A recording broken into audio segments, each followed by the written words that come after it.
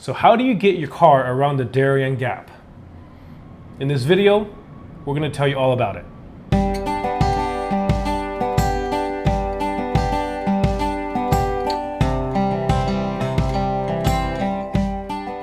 What's up, everybody? My name is Dan. Welcome to Freely Roaming. And my name is Marlene. So we are now in Colombia. Specifically, we're in the town of Cartagena, which is a port town. And we are here because we crossed the Darien Gap. Not with our feet. Not literally. What we actually did is we went around the Darien Gap, or I should say our car went around the Darien Gap. We kind of flew sort of over the Darien Gap. If you guys know about geography between North America and South America, even though it is a complete, contiguous, connected landmass with a tiny little sort of piece of bridge in between called the Darien Gap, there is actually no road that you can drive across. It is commonly known by a lot of overlanders that you have to kind of find your way around it. And you may have also seen this in the news lately about migrants walking across, hiking across the Darien Gap. But as far as vehicles and people like us who are traveling with campers, the primary way, I would say 99.99% of everybody who does this puts their car on a ship, either a container ship, a roll-on roll-off transport ship, or I guess it's still a container ship, or you can put it on a flat rack is what they're called. And that still goes on a container ship. And you ship it around. And the most popular ports that people do this from are from Colombia, Panama, to where we are, Cartagena, Colombia. In this video, we're going to tell you guys our complete experience on what it was like from the beginning of contacting a shipping company through the entire process of all the paperwork, the people you have to talk to, and getting here, picking up our van. We literally just picked up our van yesterday, so now we have the complete information, the complete experience of doing this recently fresh in our minds. So we want to walk you guys through the entire process. Step by step.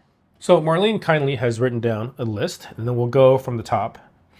So first thing you want to do is you want to figure out who you want to work with. There's a handful of people that you can go through. If you follow any of the Pan Am overlanding groups on Facebook, there'll be a couple of companies that you will be familiar with. Number one, Overland Embassy. They're based in Panama City, Panama.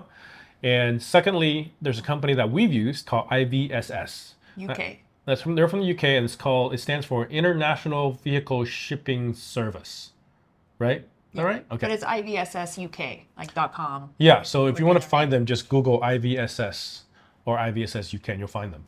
We chose them because, first of all, they're a little bit less expensive.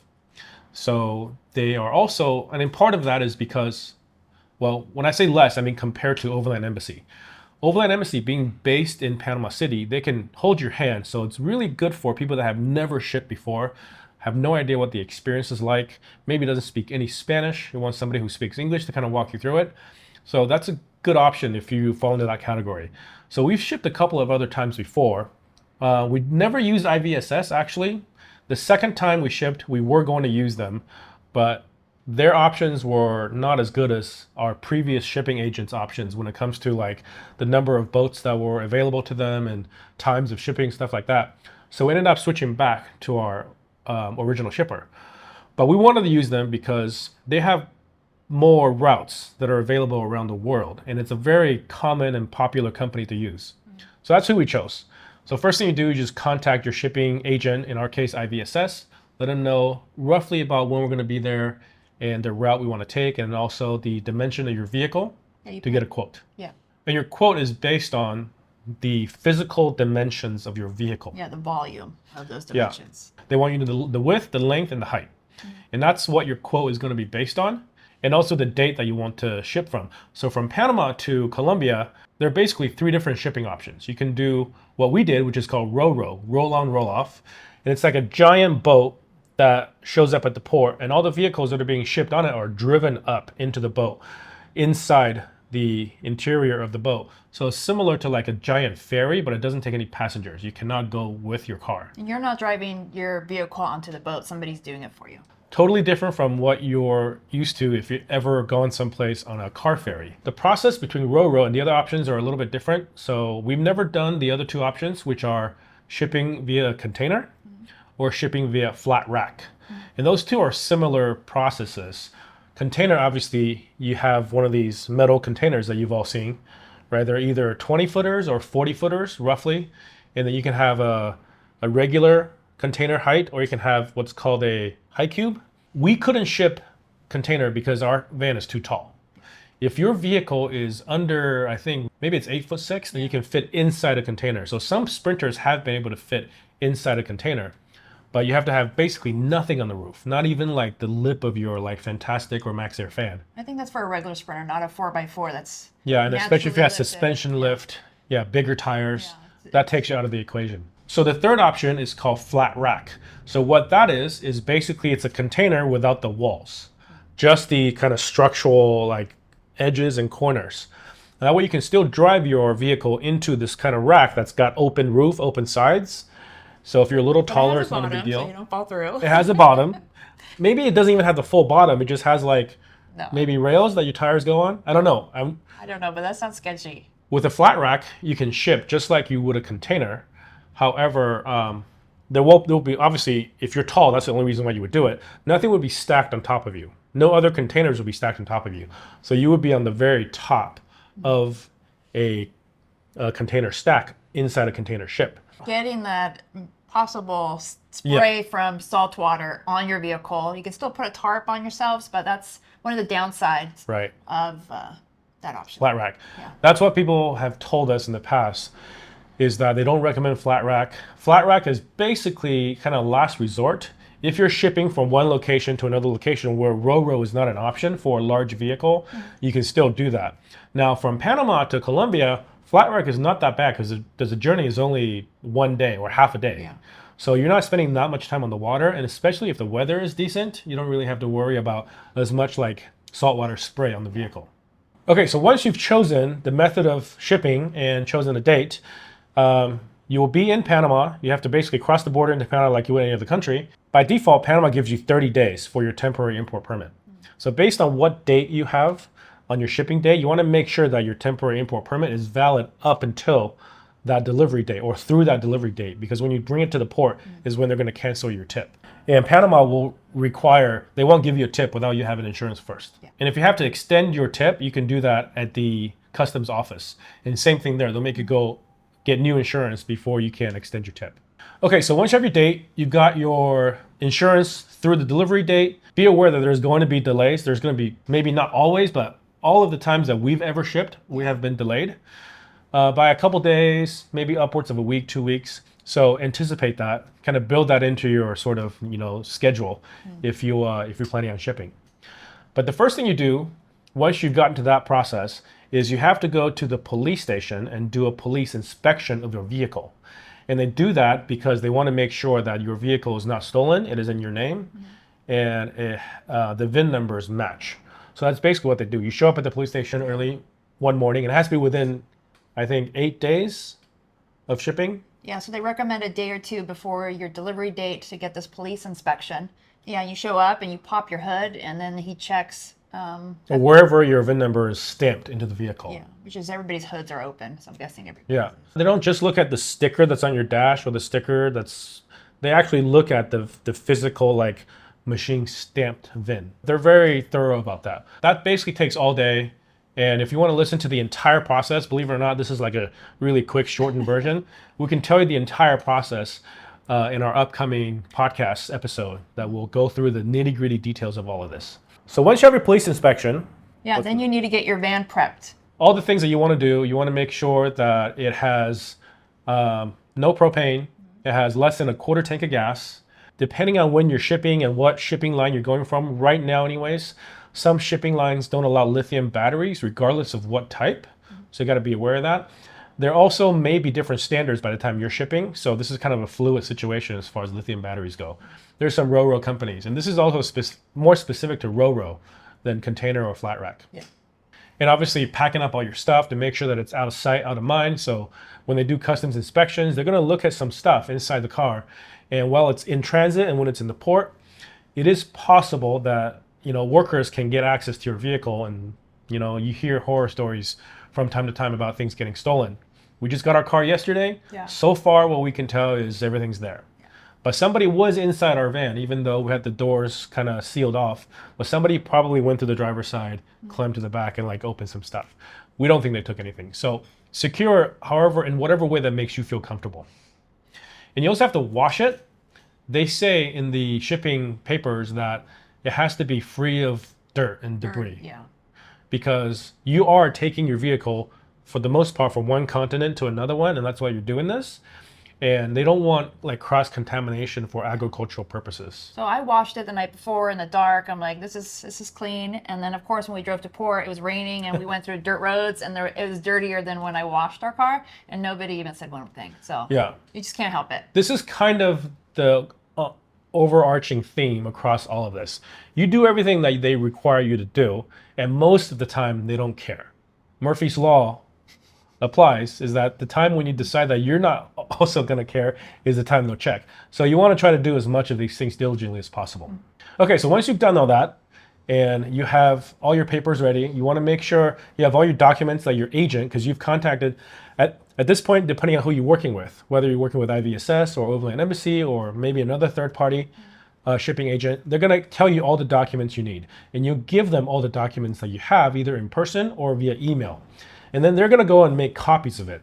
Our agent was really good. He made copies of all the stuff that we needed. So we showed up to the port without having to bring any copies ourselves, just our passport and the originals. This is when, on delivery date, you're going to deliver your car to the port within a certain days of the actual shipping schedule, and so that they can go through the inspection. So you'll show up based on the time that your agent that tells you to show up at the port and meet that person, whoever it is.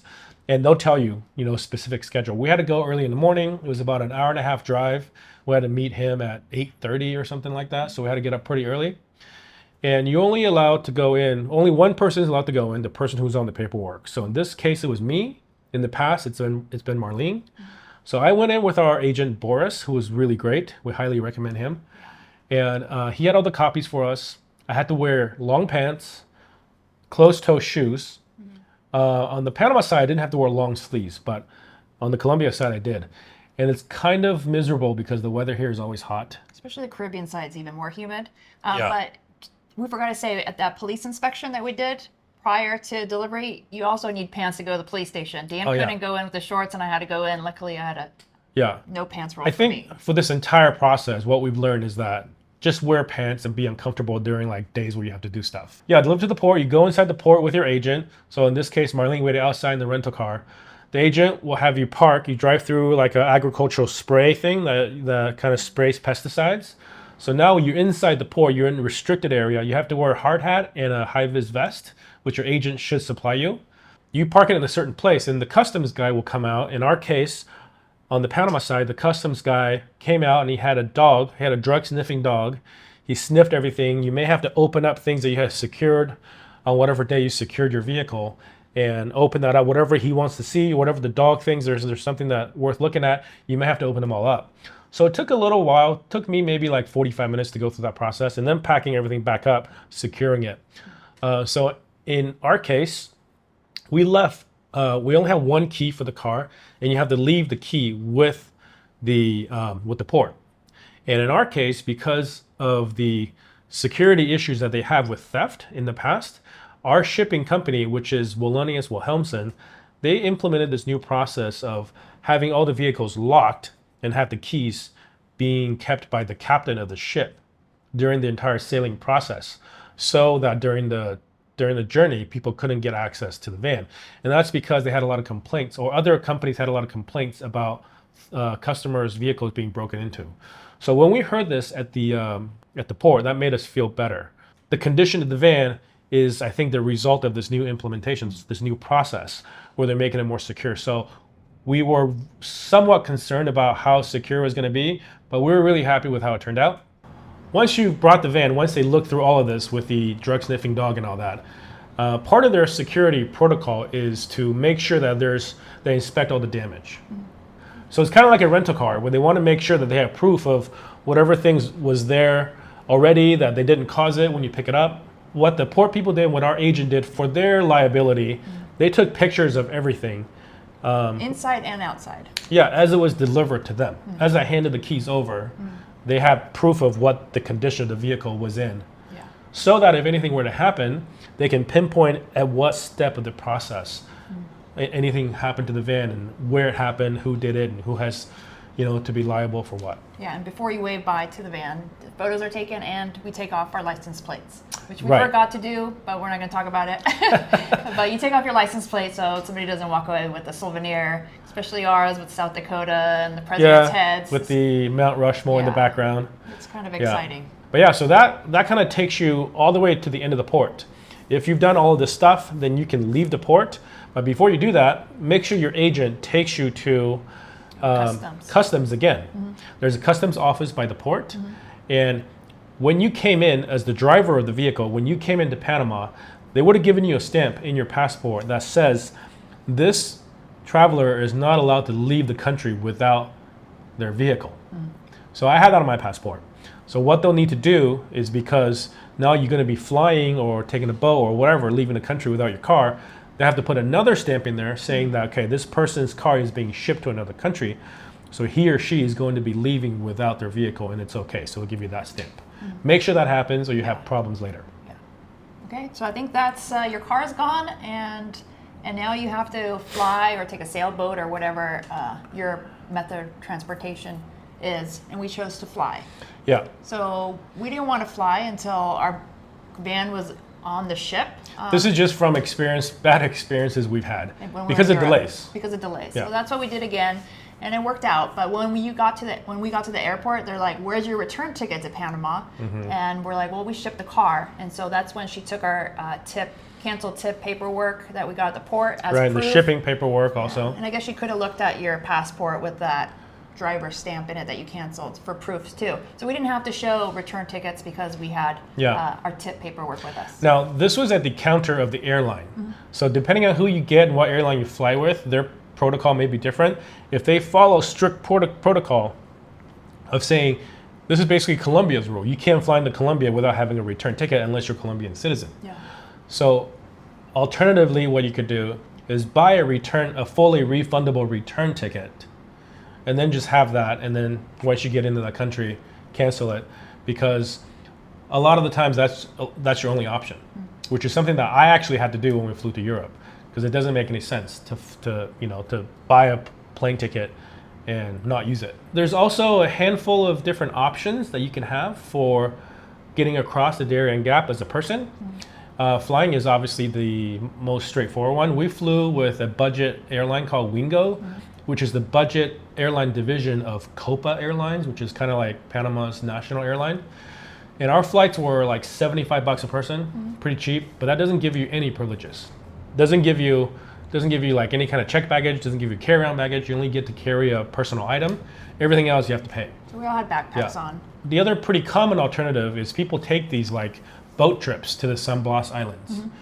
Which we know a handful of friends have done this. We have some friends that are here right now also with us. They shipped on the same time. They did the San Blas Island trip. It is quite the adventure from what I hear. You go to like 3 or 4 different islands, and then they drop you off at one of the first port villages in Colombia, and you go through the whole custom stuff there. Some people that have bigger dogs, they may choose to do that because it's easier to do that than to try to take your dog on a plane in a crate. Or if you're unable to fly with your dog, with your bigger dog, you might want to do that. But it is expensive. It's like $300 or $400 per person. So, but that includes like your food and places to stay. But from what I understand, it's kind of roughing it the whole time you're there. You're on these little islands, some of them uninhabited, some of them just inhabited with like local villagers. I think there's different levels too, just like our budget airline. That's budget sailing versus like you're in a sailboat with your own cabin. You go back to. So there's But I know this one that our friends did is what they got for about $300 a person. So it goes up from there is what I assume. Yeah. So that's another option. There are people that will pay like, Panama's border agents and like hike through the Darien, which, it's not advised. And if you're really, really up for some kind of adventure and, you're going to come across right now anyways, you're going to come across a lot of migrants going the other way on these trails. You can do that, but it is highly not advised. Okay, so now you're in Colombia. Okay, so you land in Colombia. Yeah. Pretty much just like flying to any other country. You fly in, but you don't have your camper, so you need a place to stay. You figure out where you're going to stay, hotel, Airbnb, hostel, whatever. We flew into an airport, which is the same airport that planes have been landing during this video. And we're really close to it. And we found an Airbnb pretty close by, really nice one. And then you sit here and you wait. And while you're waiting, hopefully that your vehicle was underway in a boat before you flew, so you have a pretty precise timeline of when things are going to happen. So the first thing you have to do is contact your Colombian agent on this side. So this is the same whatever company you're using, they'll have somebody assigned to you or somebody who they use. Yeah, so you're not doing any of this by yourself. You have a helper, an agency holding your hand. They held your hand in Panama. We did the whole drop off, and then now. Yeah, some agents will speak English, some don't. Some agents are better than others. Some are kind of green. Some are, trying to charge you more money than they need to. So you just kind of have to pick and choose, like hear people's advice, hear people's experiences, and then see who you're comfortable with. And if you want to hear more detail about our experience with the agent, again, we're going to talk about more of that in detail in the podcast. And this one was going to tell you the steps. Okay, but we did have one positive and one not so positive. We definitely had. So we have opinions, but not here. Okay, next step. We got here, and the first thing our agent wanted is the immigration stamp in Dan's passport, since he's the official driver of the vehicle. Right. So as soon as we landed, he wanted that, and that was sent. Yeah, and then they have all the documents digitally that were sent to them. And then we got here on a Wednesday night, really late, and then they asked us to be at their office the next day. Yeah. So we got started with this process right away. So we went to the office. The thing you do at the office, you sign some papers, you pay them for their services, make sure that all the payment is correct. And our agent required either a credit card with a 5% surcharge, wire transfer, or you can pay in Colombian pesos in cash.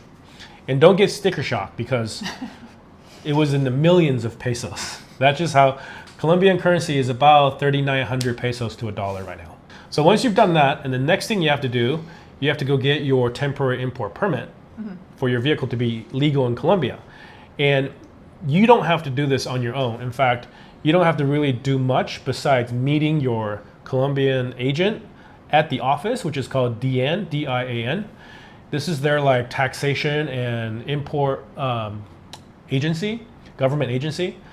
So you figure out a time. Usually what the agent would tell you is that they'll schedule an appointment, and they'll tell you when the appointment is, and you meet them there at the appointment time. That's based on when customs gets to your vehicle. So ours just happened to be 2 days after it arrived at port. So ours arrived on port Wednesday. On Friday morning, customs did a check on just supposedly the exterior of the vehicle, and because that happened, our agent called us and made an appointment to get that tip at the DN office. Yeah, so timing is kind of critical to kind of figuring out how many days you have to pay for storage. You get 3 days of storage at the port for free.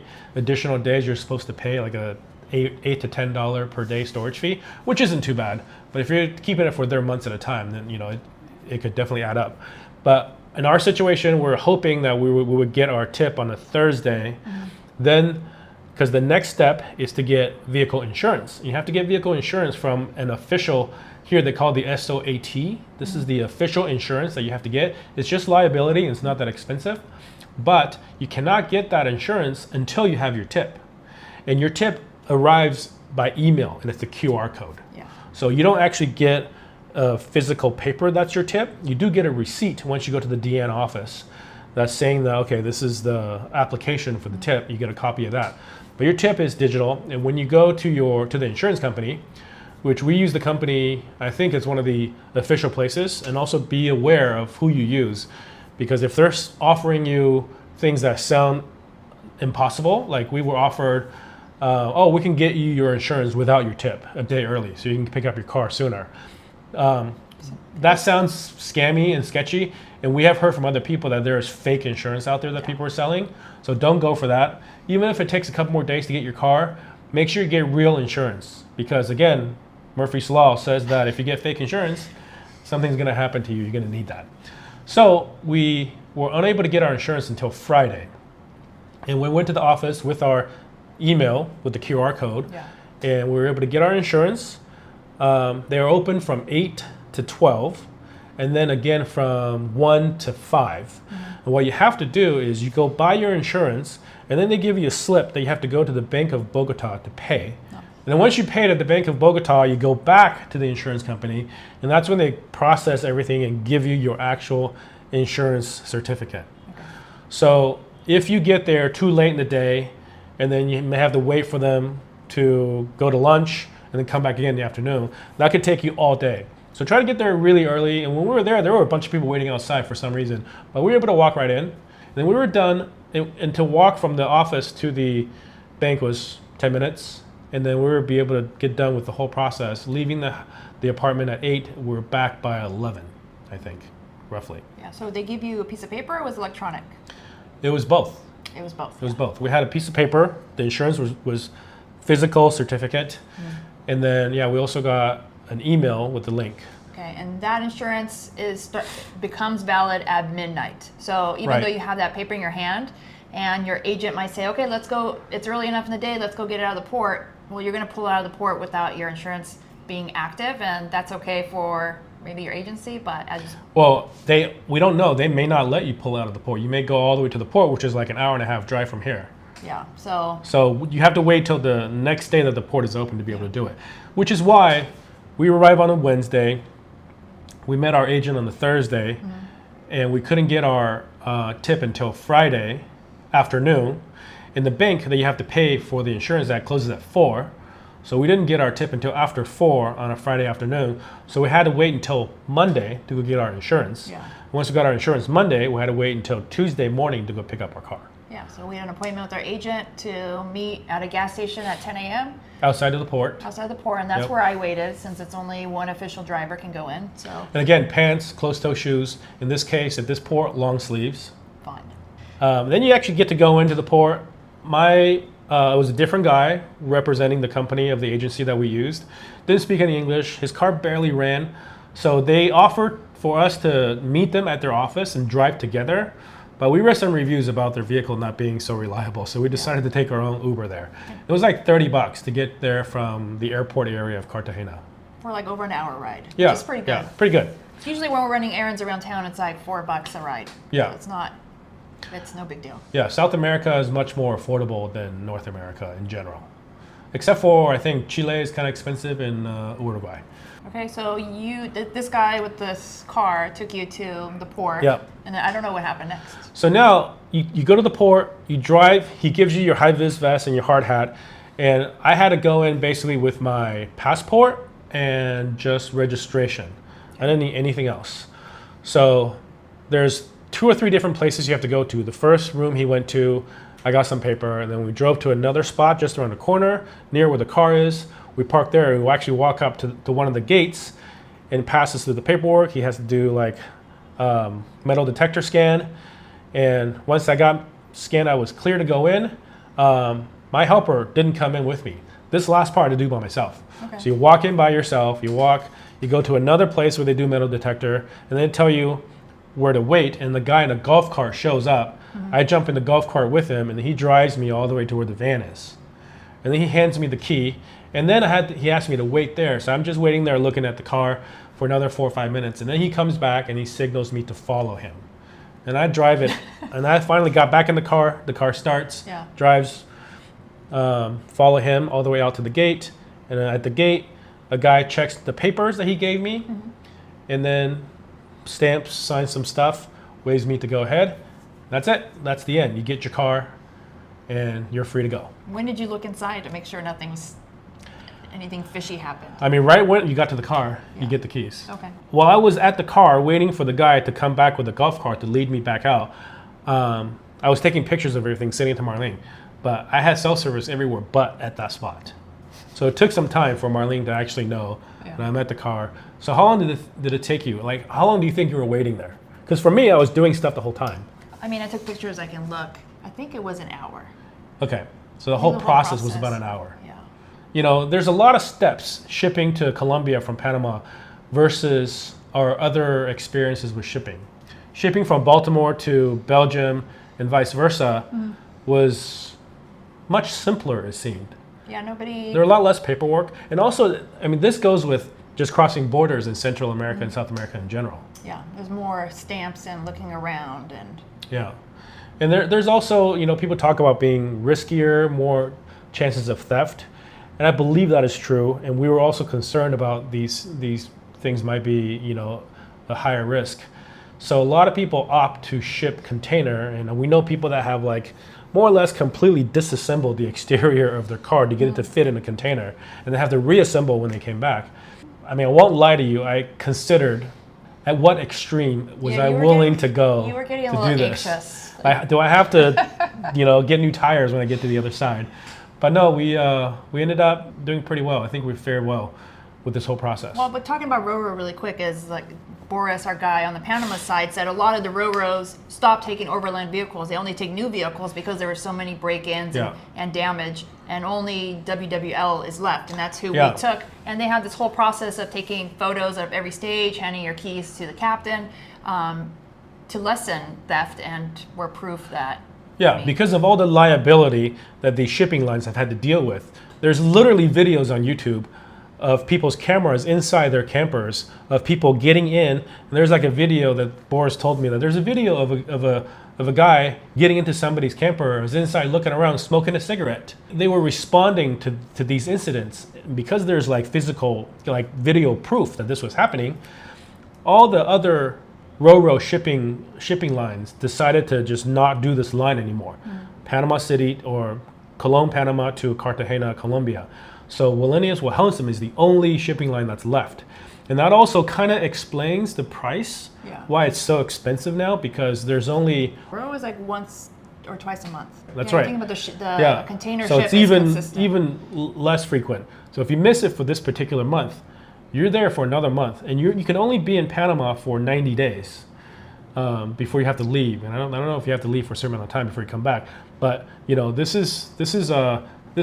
after knowing the nitty gritty of all this stuff that's happened, it makes more sense to me now why it costs so much.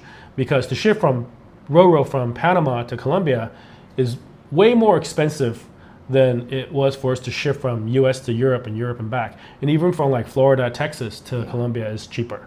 So I know people are interested, you're interested, on how much we paid. We paid about $5,000. I'll put the actual number here. I didn't calculate all the little things, but it was about $5,000, which was our estimate in the beginning. That includes the actual shipping fee, the port fees, the agency fee.